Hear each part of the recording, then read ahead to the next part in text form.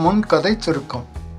28 வயது Vikram police SI, Latha 24, தனியார் மருத்துவமனையில் கைனகாலஜிஸ்ட். இருவரும் காதல் ஜோடி. மஞ்சுளா என்ற பெண் தற்கொலை செய்து கொள்கிறாள். அது கொலையா தற்கொலையா என்று சந்தேகப்படுகிறான் விக்ரம். இனி அத்தியாயம் 2. அடுத்த நாள் காலை 10:30. லதா உச்சகட்ட கோபத்தில் இருந்தாள். விக்ரமுக்கு ஃபோன் செய்து கத்தினாள். டேய், ஒரு நாளைக்கு 25 மணி நேரம் போலீஸாகவே இருக்காத. உனக்கு ஒரு அழகான காதலி இருக்கா?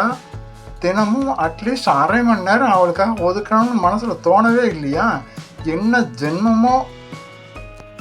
விக்ரம் போலீஸ் மோட் ஆன் செய்து வைத்திருந்ததால் கொஞ்சம் கூட அவனுக்கு உரைக்கவே இல்லை. கெட்ட வார்த்தையில் திட்டியிருந்தால் கூட, அப்படியா, தேங்க்ஸுங்க, நாளைக்கு பேசுவோம் என்று சொல்லி ஃபோனை கட் செய்திருப்பான். அதில் மற்றவர், இந்த கேஸ் கொஞ்சம் குழப்புது, வாங்குகிற சம்பளத்துக்கு கொஞ்சமாவது வேலை பார்க்கணும்ல என்றவன், ஒரு நாளைக்கு 24 மணி நேரம் தானே, மூளை குழம்பிடுச்சான் உனக்கு, 25 மணி நேரம்னு சொல்கிற? சரித்தான். டேய் போலீஸ்காரா, அது கூட தெரியாமல் தான் மெடிக்கல் படிப்பில் கோல்டு மெடல் வாங்கினேன்னு நினச்சிக்கிட்டியா? ஒரு நாளைக்கு 24 மணி நேரம் தான். ஆனால் நீ மட்டும் அடுத்த நாள்லேருந்து 1 மணி நேரம் கடன் வாங்கி ஒரு நாளைக்கு 25 மணி நேரம் போலீஸாக இருக்கடா வெண்ண. சரி, இன்னைக்கு 2 மணி நேரம் கடன் வாங்குறேன், அதில் 1 மணி நேரம் ஒன்று ஒதுட்டுக்கு, சரியா?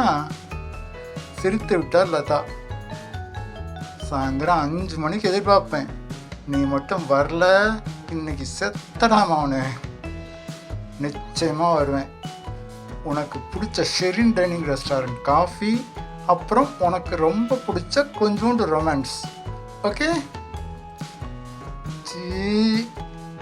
நீ வெக்கப்படுறது ஃபோன்லேயே தெரியுது.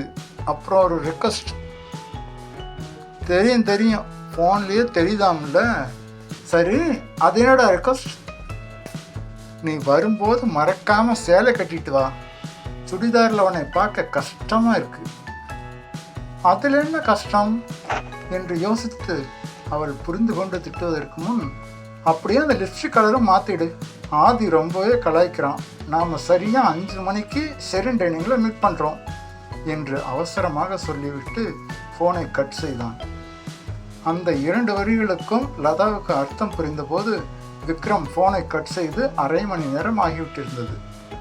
தன்னிச்சையாக சீ என்று வெட்கப்பட்டால் மறுபடியும்.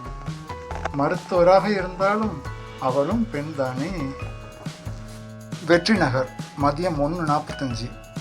விக்ரம் நிறுத்தியிருந்த தன் ஜீப்பில் உட்கார்ந்திருந்தபடி மஞ்சுளாவின் வீட்டை பார்த்து கொண்டிருந்தான். வீடு அமைதியாக இருந்தது. ஆனால் அந்த அமைதி, அது சாதாரணமானதா? அவன் சிறிது நேரம் முன்பு அவள் அப்பா சேகரை விசாரித்திருந்தான். என் பெண் எப்போதும் மன அழுத்தத்தில் இருந்தாள். குழந்தை இல்லாமல் அவள் ரொம்ப ஏங்கிக்கிட்டே இருந்தா சார். அந்த கவலையால் தான் இப்படி பண்ணியிருப்பா. அவர் சொன்னதெல்லாம் சரியாகத்தான் இருந்தது. ஆனால் விக்ரமன் மனதில் ஒரு கேள்வி எழுந்தது. மஞ்சுளா தற்கொலை பற்றி யார்கிட்டையாவது சொல்லியிருக்காளா? சேகர் தலையசைத்தார். இல்லை சார், அவள் எதுவும் சொல்லலை. எதுவும் யோசிக்கவோ தயங்கவோ இல்லை. திடீர்னு பண்ணிட்டா. திடீர்னு. விக்ரமின் மூளை வேலை செய்ய தொடங்கியது. முதல்ல எல்லாரையும் விசாரிக்கணும். பள்ளித்தோழி ரஞ்சனி. மஞ்சுளா கடைசி தடவையாக என்கிட்ட பேசினது நேற்று சாயங்காலம் 5 மணிக்கு. எதுவும் சந்தேகமாக இல்லை. அவள் ரொம்பவே உற்சாகமாக தான் இருந்தா. அவள் பிரியாணி செய்ய போகிறதா சொல்லிகிட்டு இருந்தா சார். நேற்று மாலை பிரியாணி, இன்று தற்கொலை. விக்ரமின் உள்ளுணர்வு கூச்சலிட்டது. பக்கத்து வீட்டு பாட்டி. அவள் எப்பவும் தனியாக இருப்பா.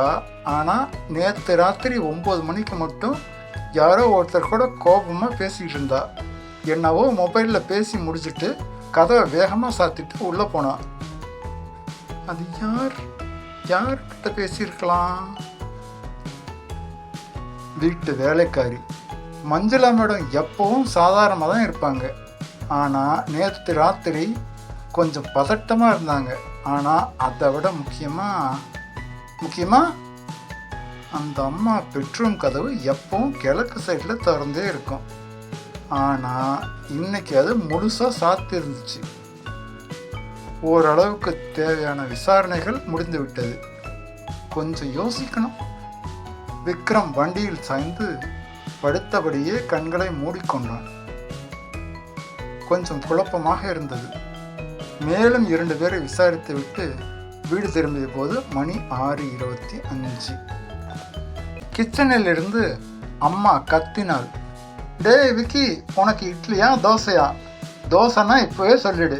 மறுபடியும் தோசைக்கல் சூடு பண்ணுறது கஷ்டம். ஏதோ ஒன்றுமா என்றவன் கைசரை ஆன் செய்துவிட்டு பக்கெட்டில் இருந்த குளிர்ந்த நீரில் குளித்து விட்டு வந்து தலை தோட்டும் போது பாத்ரூமில் இருந்து அப்பாவின் குரல் வந்தது. கைசரை ஆன் பண்ணி வெந்நீர் போட்டது யாரு? நான் அதை யூஸ் பண்ணிக்க போகிறேன். விக்ரமுக்கு அப்போது தான் கைசரை ஆன் செய்துவிட்டு ஏதோ ஞாபகத்தில் பச்சை தண்ணீரில் குளித்தது நினைவுக்கு வந்தது. நான் தான்ப்பா, நீங்கள் அதை யூஸ் பண்ணிங்கப்பா. விக்ரம் 8 மணிக்குள் 5 இட்லி சாப்பிட்டவன் களைப்பில் உறங்கி போனான். 8:13க்கு உறக்கத்தில் கனவு வர கனவில் மஞ்சுளா வந்தாள். யாரை தேடுறீங்க விக்ரம்? ஒன்றுதான் மஞ்சு. நான் நாளைக்கு தான் தற்கொலை பண்ணிக்க போகிறேன். நீ இன்றைக்கு லதாவோட லவ் பண்ணிக்கோ. சட்டென்று கண்ணுடைத்த விக்ரம் கண்களை அகலத் திறந்தான். அட ஆமா இல்ல, இதை எப்படி மறந்தேன்? அவன் அவனையே கேட்டுக்கொண்டான். நாளை காலை இது குறித்து விசாரிக்க வேண்டும் என்று முடிவெடுத்தான். அவளது கனவு அவனது மனதில் ஓர் உண்மையை வெளிச்சம் போட்டு காட்டிவிட்டது. இது தற்கொலை இல்லை, கொலை. அதே நேரத்தில் அவன் 5 மணிக்கு லதாவை சந்திப்பதாக வாக்குறுதி கொடுத்திருந்ததை சுத்தமாக மறந்தே போயிருந்தான். தொடரும்.